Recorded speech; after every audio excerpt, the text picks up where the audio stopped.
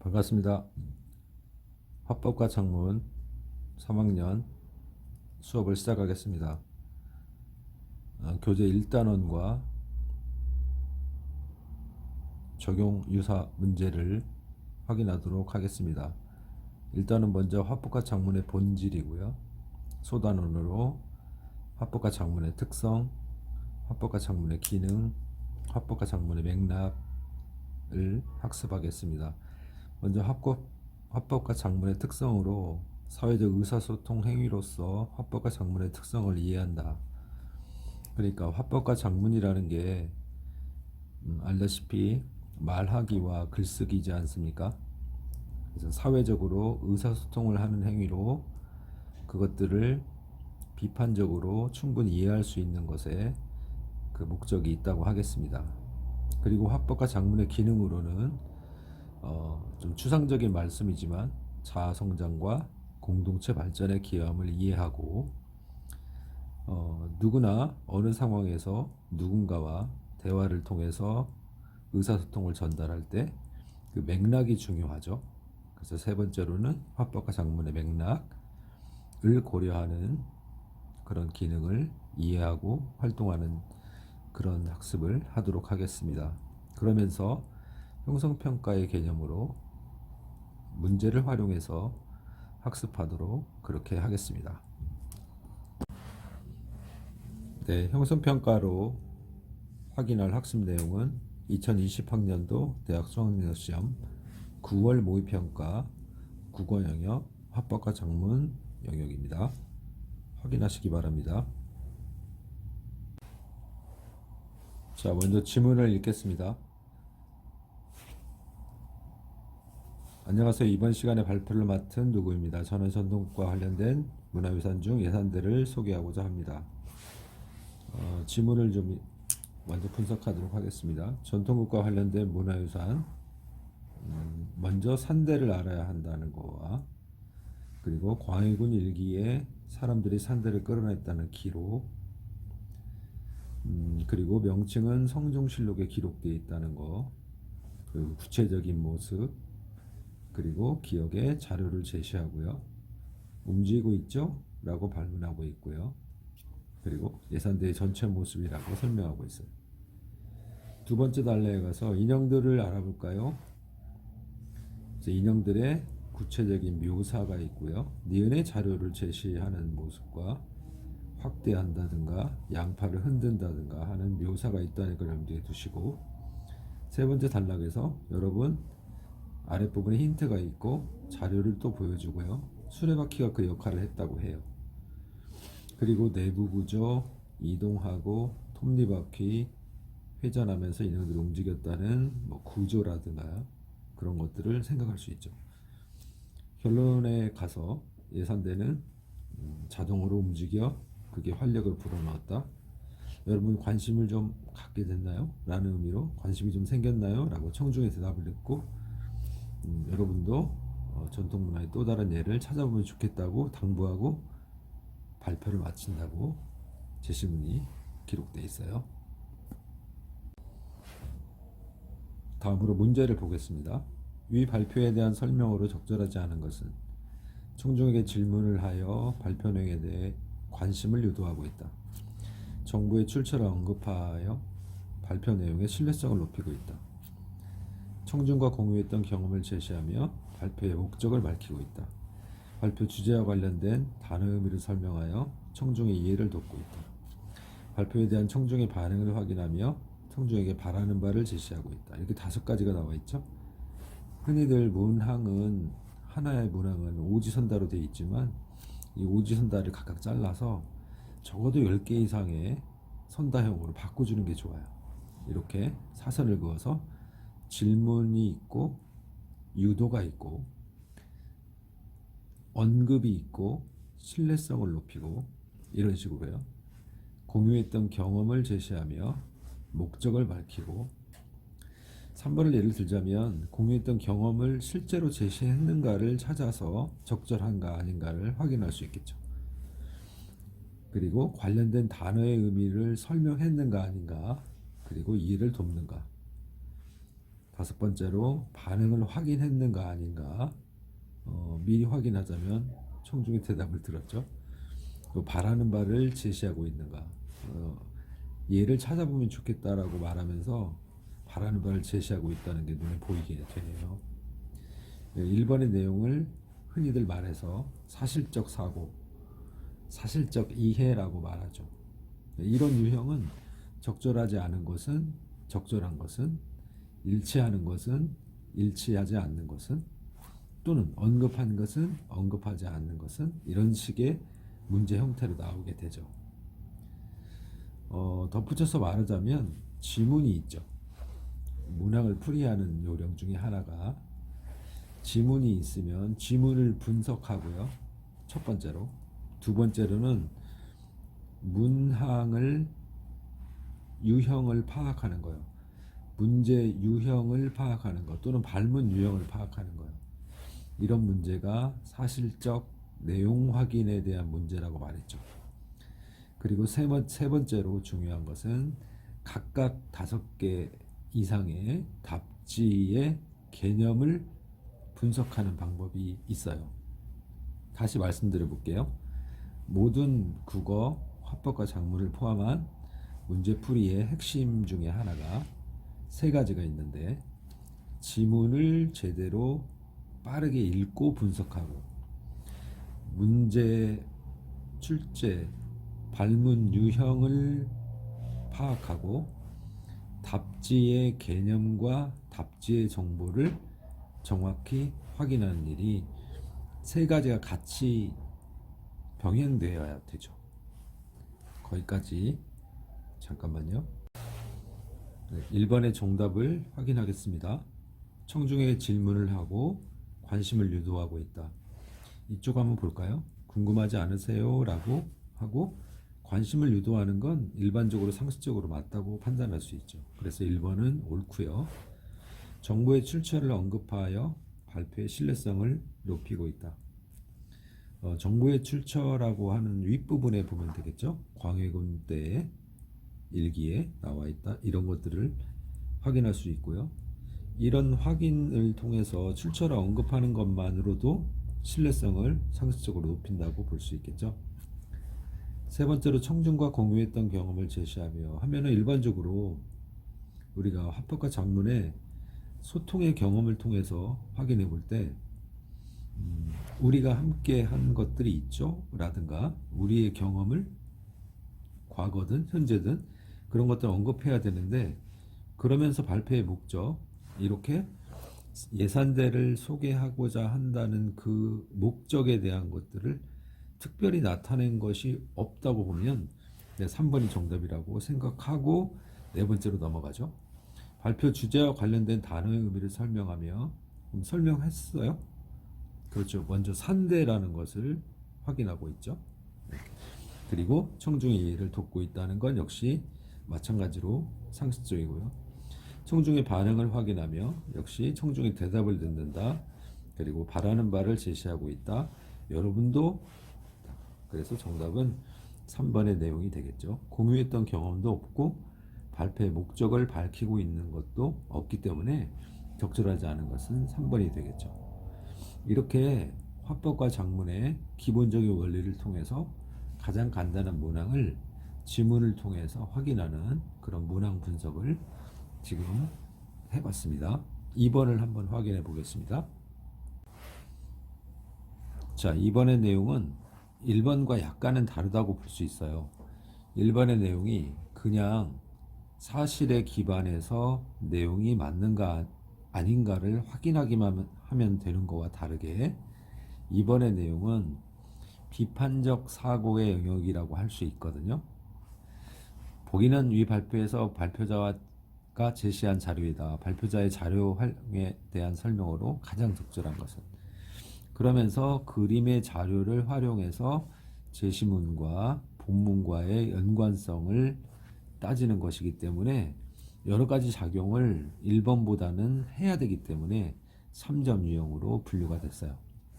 그림의 기괴한 모양의 모습과 두 번째 춤을 추거나 노인의 모습이거나 원숭이의 모습에 그림이 담겨 있고요. 3번은 이것들을 기구화한 어떤 기계장치의 모습이라고 할 수 있죠. 자료 3은요. 1번 예산대의 제작 과정을 보여주기 위해 기억의 자료 2를 활용하였다. 기억은 처음에 봉사도에서 찾아볼 수 있다는 이 준비한 자료를 말하는 거겠죠. 근데 이 자료에 대한 내용을 기억 자료에 대한 내용을 보기 위해서는 가장 적절한 걸 찾는데 구체적인 모습을 보는 거잖아요. 예산대의 구체적인 모습. 근데 기억에 자료 1을 활용했다라고 말하는 건 조금 어울리지가 않죠. 자료 1의 모습은 알다시피 두 번째, 세 번째 단락 이하에 나오는 내용이 자료 1이라고 할 수 있죠. 그래서 기억의 자료 1을 활용하기보다는 니은의 자료를 1을 활용했다라고 보기가 쉬울 테니까 1번은 가장 적절하다고 볼 수 없겠죠. 예산대의 구조를 설명하기 위해 기억의 자료 3을 활용하였다. 예산대의 구조를 설명하기 위한 자료 3은요. 이 기계 장치의 톱니바퀴라든가 이런 장치의 자료 3은 맞아요. 맞는데 기억에 이 문단에 해당하는 내용으로 적절하지가 않은 거죠. 그래서 이 기억은 오히려 디귿에 적절하기 때문에 답지라고 볼 수가 없는 거죠. 예산대 유래를 설명하기 위해서는 역시 유래니까 이 문단 첫 번째 내용이 들어가는 두 번째 문단 기억 자료에 적절하다고 볼 수 있겠죠.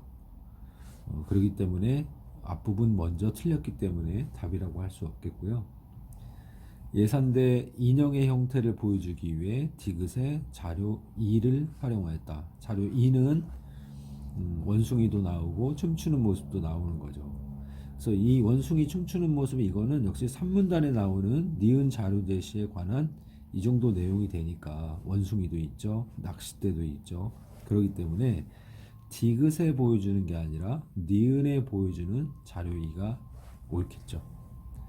그러면 정답은 5번이어야 할 텐데요. 5번이겠죠.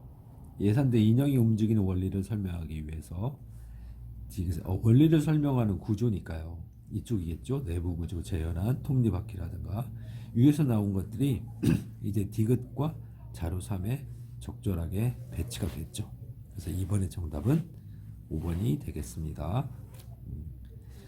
과연 사실과 부합하는 내용과 보기에 해당하는 이 자료와의 적절성을 활용하는 거죠. 이건 어쩌면 우리가 3단원에서 배운 화법과 작문의 맥락이라고도 볼 수 있는 중요 단골 유형이라고 할 수 있죠. 자, 그럼 이 지문의 마지막 문제 3번 보겠습니다. 다음은 발표 후 청중의 질문에 대한 발표자의 답변이다. 벌써 좀 응용하고 확장돼 가고 있죠. 문항이. 발표 내용과 답변을 바탕으로 할 때 청중의 질문으로 가장 적절한 것은 신선의 세계에서 유의를 즐기는 인물과 동물을 나타낸 것입니다. 당시 사람들이 꿈꾸던 이상형 속의 존재들이죠. 이 보기 또는 네모 박스에 나와 있는 이 답변을 바탕으로 하는 정답을 찾아야 되는 거죠. 그래서 이런 문제 유형은 일반적으로 사실에 근거한 이런 문제 유형이라기보다는 사실에 근거한 것을 보기 박스의 주장을 더 중시하는 바탕을 통해서 비판적으로 이해해야 되는 그런 문제가 되겠죠. 그래서 이 네모 박스에 있는 문제 발문의 형태를 가장 중요하게 여겨야 돼요. 그렇다면 여기서 중요한 건 뭘까요? 신선일까요? 유일할까요? 인물과 동물일까요? 이상형 속의 존재일까요? 역시 이 청중의 질문에 대한 발표자의 답변에 가장 중요한 청중의 질문 중에 하나가 질문 가운데서 가장 중요한 게 인물과 동물을 나타낸 거라는 거죠. 그러면 결국에 인물과 동물이라는 존재의 의미를 찾는 거죠. 그래서 인물과 동물의 가장 적합한 문제 내용을 정답으로 찾으면 돼요. 인형이 있다고 했는데 그 인형들은 어떤 의미가 있나? 인물과 동물이 인형이라는 것이 인물과 동물에 해당이 된다라고 볼 수 있겠죠. 그러면 1번이 청중의 질문으로 적절하다고 볼 수 있죠. 두 번째 볼까요? 두 번째는 뭐가 중요할까요? 예산대는 무엇을 상징하냐고 했죠. 예산대는 인물과 동물이라고 볼 수 없죠. 인형은 인물과 동물이지만. 그리고 산은 어떤 관련이 있냐라고 물었을 때 신선이 중요한 게 아니고요. 산은 인물과 동물이 아니기 때문에 또 4번은 사람이 직접이냐 간접이냐를 묻는 거잖아요.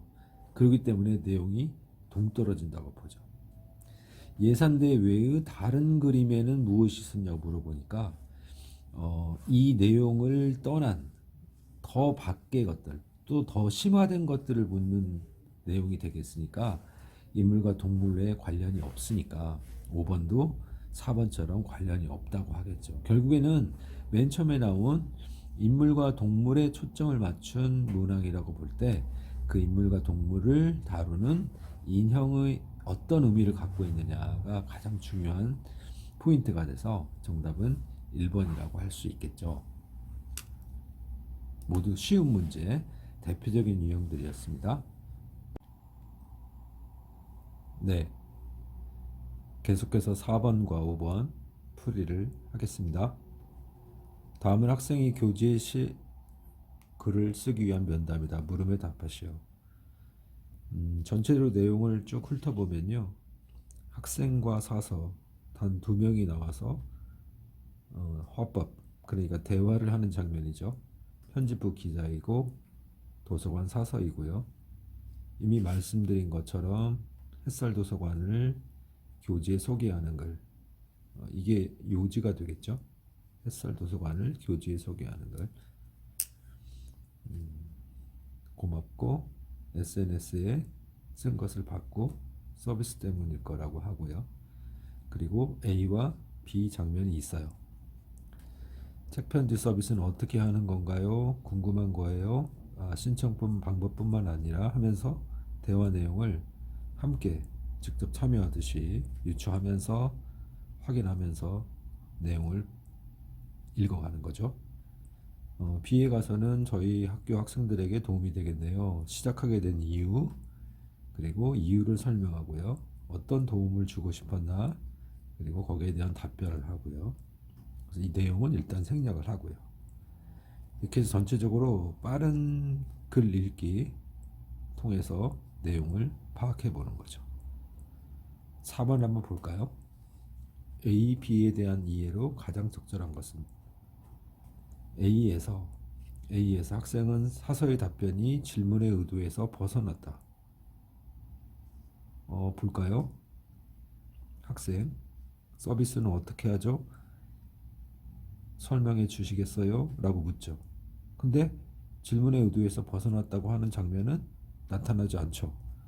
가장 적절한 거라고 보기가 좀 어렵겠죠? 사서는 이제는 학생이 아니고 사서죠.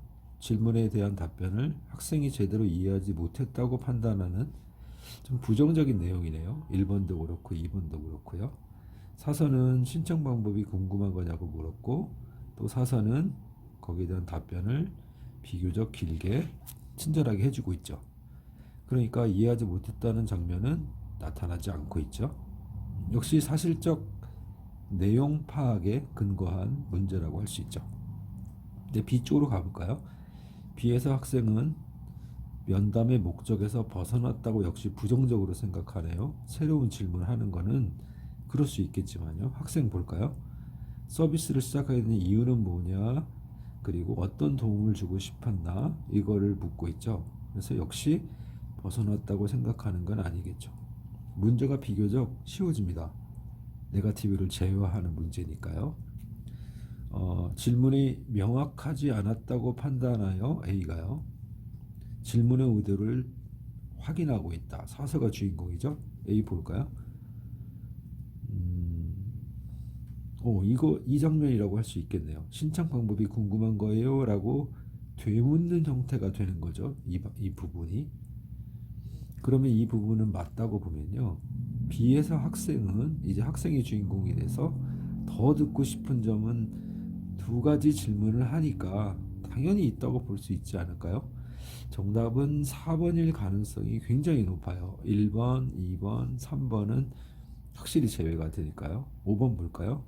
질문의 의미가 잘못 전달되었다고. 역시 부정적으로 얘기하는 게 아까 1, 2, 3번 통해서 없었다는 걸 알 수 있었죠. 그래도 끝까지 확인해 봅시다. 사선은 반복하여 이해 여부를 확인하고 있다는 것은 이해가 되셨나요? 하는 그런 내용이니까, 그런 내용이 담겨 있지 않으니까 정답은 4번이 되겠죠. 맞죠? 다음 5번을 보겠습니다. 면담을 바탕으로 이제 새로운 학생이 쓴 글이라고 할 수 있죠. 아니 그 학생이 이후에 장문을 한 거라고 할 수 있죠. 화법을 통한 사후 장문 활용 문제죠. 학생이 활용한 글쓰기 방법으로 제목이 되겠고요. 부제가 되겠고요. 햇살 도서관, 도서관은 어떤 곳이다라는 개념을 설명하고 있고요. 햇살 도서관은 마을 도서관이다. 인자사서 선생님하고 끝까지 내용이 있는데 이 내용은 문항을 통해서 확인하면 될 문제니까 1번으로 바로 내려가서 위로 올라가면서 근거를 찾는 그런 방향으로 문제를 풀이하는 유형이죠. 면담에서 받은 사서에 대한 주관적 인상을 포함하여 사서에 대한 주관적 인상이 있나요?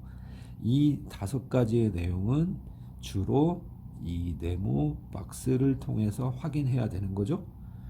인자한 인상의 사서도서관 선생님이 1번의 근거가 돼서 맞죠. 아까 처음에 오지선다보다는 십지선다로 나누어서 확인하는 게 좋다고 말한 적이 있겠죠? 있었죠? 호감을 높인다 맞죠? 이건 상식적으로 맞는 거니까 맞다고 보죠. 정답이 아니겠죠? 책편지 서비스가 도움이 될 만한 대상자를 구체화하여 도움이 될 만한 대상자는 누가 있을까요? 계속 봅시다. 기대 효과를 알린다. 도움이 될 만한 당사자는 그렇죠. 한국고 학생들이 우리 학교 학생들에게 도움이 되겠다라는 것에 근거가 되겠죠. 그래서 도움을 받을 수 있을 것으로 기대된다는 표현이 그대로 활용이 됐네요. 쉽죠? 마지막 질문에 대한 사서의 답변 중 일부를 글의 부제로 제시하. 마지막 질문은 이제 본문으로 넘어가야 되겠죠? 전해줬으면 좋겠다라고 하는 거죠. 마지막 질문에 대한 사서의 답변이 이쪽이죠. 도서관이란 어떤 곳인가? 마지막 질문이고 마지막 답변이고 이거는 마지막 소감이라고 할 수 있으니까 이 부분이 되겠네요. 그러면 3번의 내용이 이 부분이 도서관이란 어떤 곳이냐고 물었으니까 이거를 부제로 삼았으니까 이쪽으로 넘어가서 3번의 내용이 되겠죠. 도서관은 무엇이다 라는 개념을 설명하는 장면이니까 맞죠? 그리고 관심을 이끌어낸다. 당연히 이끌어내는 거니까 맞죠. 면담에서 알게 된 책 편지 서비스 신청 방법을 제시하여 책 서비스 신청 방법이 무엇이고 이에 대한 정보를 제공한다라고 했죠. 자, 그러면 서비스 신청은 어떻게 해야죠? 라는 장면이 how가 나타나 있지 않아요. 그래서 4번이 정답일 가능성이 굉장히 높죠. 5번만 확인이 된다면 정답이 아마 4번이지 않을까 싶어요. 면담에서 학생이 사서에게 언급한 도서관에 대한 주민들의 반응을 제시하여 주민들의 반응이 어디에 있을까요? 아까 말씀드렸듯이 처음부터 다 읽고 푸는 거는 조금 낭비적인 요소가 있어요. 그래서 문제에 맞게 내용을 파악하는 거. 여기 있네요. 주민들은 햇살 도서관이 책을 빌리는 곳 이상이라고 말하고 있는 주어가 주민이 되는 거죠. 그래서 주민들의 반응을 제시한 거니까 이 부분이 5번째 내용이 돼서 그리고 마지막도 잘 확인해야죠. 장점을 부각한다. 어떤 장점이죠? 도움을 받을 수 있는 것으로 도움이 되는 거 친절하게 하고 큰 호응을 주는 거. 전반적으로 또는 상식적으로 옳다고 보니까 정답은 5번도 내용이 맞으니까 신청 방법은 제시되어 있지 않은 사실적 확인이 되지 않은 그런 일반적인 문제다라고 할 수 있는 거죠. 그래서 5번의 정답은 4번입니다. 오늘은 여기까지 수업을 하도록 하겠습니다.